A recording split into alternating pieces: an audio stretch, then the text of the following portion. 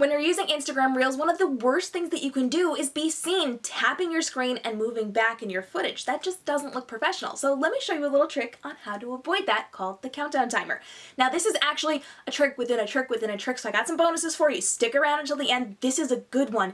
And if you don't know how to use Instagram Reels yet, I've got several tutorials down below for you to get your audio right, to sync your audio up, all the cool things that you need about Reels down in the description bar below.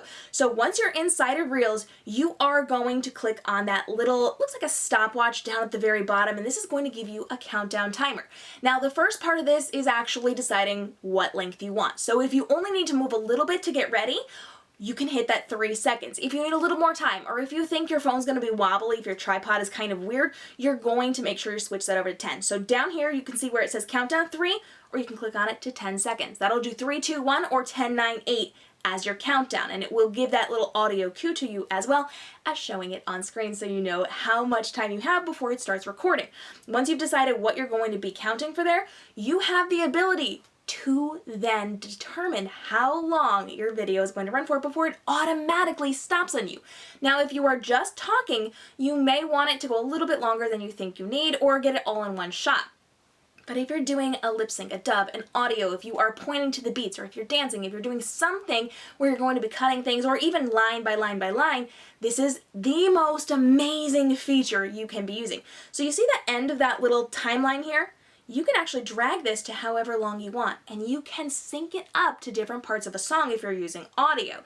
So this will automatically stop recording when you get to that point. So if you set it at 1.8 seconds, you will be able to film for that 1.8 seconds. Now, in our last video, we actually discussed how you can be slowing down the audio. So if you're doing a lip sync, a dub, a dance, or if you are pointing to the beats to disseminate information to people, you're going to want to slow down your audio so that you do not miss words or you are misaligned with what you're saying and what is happening in the audio. Check out that video if you haven't seen it yet.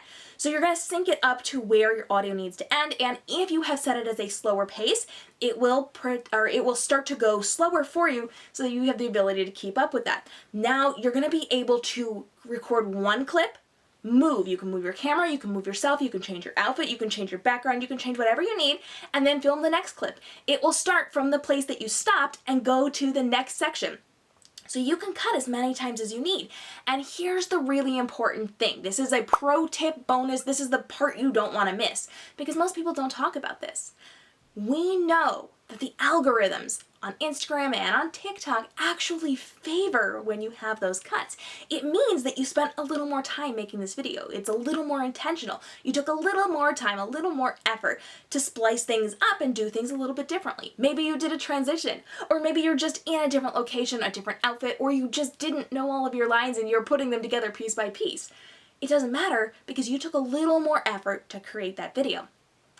And we know that straight footage like I'm doing right now to camera is great. People love it, but people also really like when you get their attention by changing things. People can get a little bit bored if they're just staring at the same thing the entire time, even if you're talking with your hands, even if you're doing something really cool, even if you're doing a full-on dance, having it from different angles gets people's attention. Think about any TV show that you watch. It's really important to have those different angles, those different lengths, the different placements of the content while you are filming for a TV show, a movie, or for your Instagram Reels. So the more effort you put into it, the more likely you are to be rewarded within the algorithm system.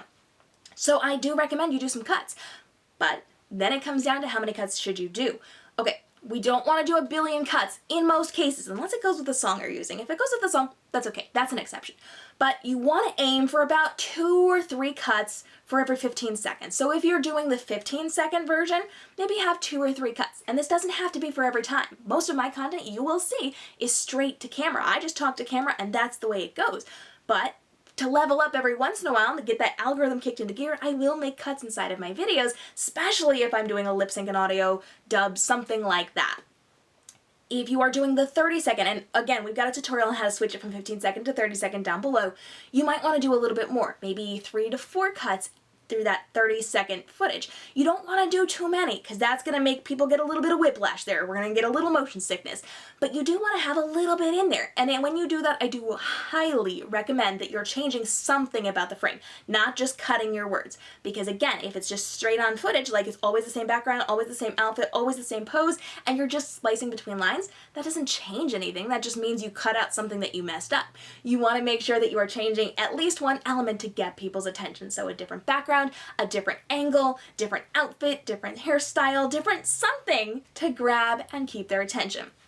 Once you're ready to go, you are going to hit that set timer button and it will do the 3, 2, 1 countdown as soon as you hit that icon to go ahead and start it, and it will get you right in there so that you know exactly what you are doing as you are recording your Instagram Reels. Now in the next video, I'm actually showing you a brand new feature that is the most amazing thing I have seen for TikTok or for Instagram Reels. This is the one way that Instagram is leveling up over TikTok.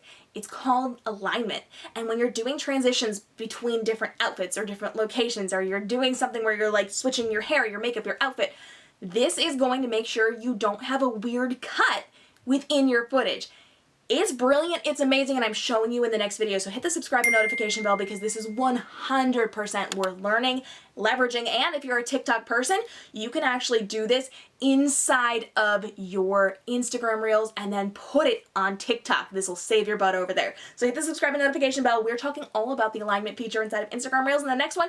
And if you've got questions on Instagram Reels, anything Instagram, or anything of the social media platforms, I would love to get your questions answered. Go ahead and hit me up below. I'll see you in the next video as we talk all about alignments.